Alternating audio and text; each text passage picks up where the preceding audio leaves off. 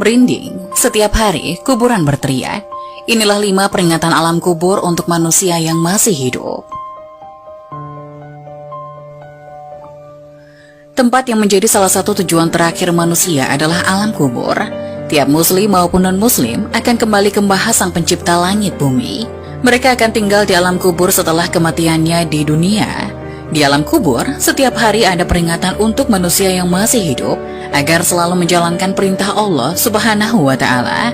Hal ini dikarenakan agar para manusia selamat dari siksa kubur yang amat pedih. Lantas peringatan apa yang alam kubur berikan untuk manusia yang masih hidup? Berikut peringatan alam kubur untuk manusia yang masih hidup. 1. Carilah teman yang akan menemanimu di alam kubur. Alam kubur adalah tempat yang sunyi dan sepi. Tak ada seorang pun dari sanak saudara yang masih hidup yang mau menemani. Bagi orang-orang yang gemar membaca Al-Quran sewaktu hidupnya di dunia, Al-Quran akan menemaninya di alam kubur sampai ia dimasukkan ke dalam surga. Dalam suatu riwayat yang diceritakan oleh Al-Bazar dalam kitab La'ali Masdunah menjelaskan bahwa jika seseorang meninggal dunia ketika orang-orang sibuk dengan kain kafan dan melakukan segala persiapan untuk pengukuran di rumah, tiba-tiba datang seorang yang sangat tampan berdiri di kepala mayat. Ketika kain kafan mulai dipakaikan, ia berada di antara dada dan kain kafannya. Setelah dikuburkan dan orang-orang mulai meninggalkannya, maka datang 2 malaikat yakni malaikat Mungkar dan Nakir untuk menanyakan amal perbuatan si mayit semasa hidup di dunia.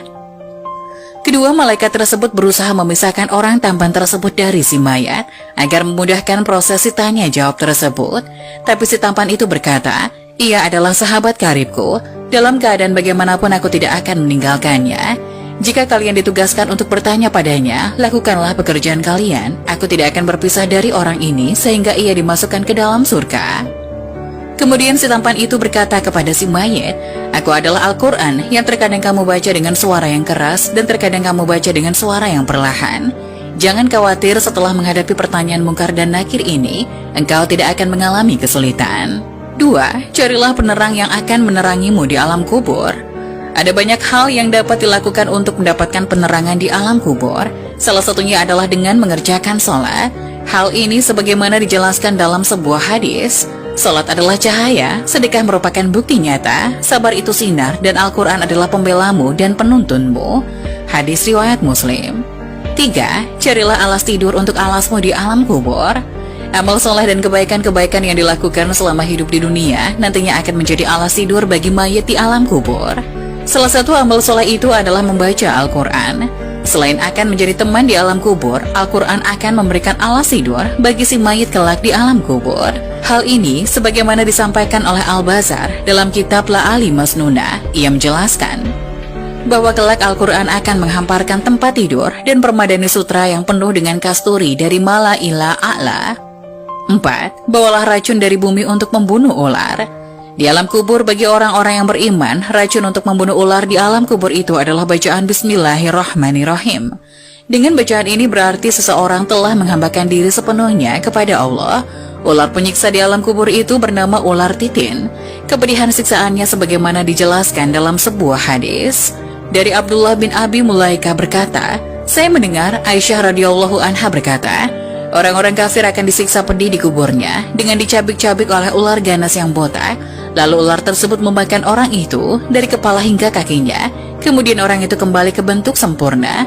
Setelah itu dimakan lagi orang itu dari arah kaki sampai kepalanya. Lalu orang itu kembali ke bentuk sempurna. Lalu ular itu memakan lagi orang tersebut dari arah kepala hingga sampai kakinya. Begitu seterusnya." Hadis riwayat Ibnu Abi Syaibah. 5. Perbanyak membaca kalimat tauhid.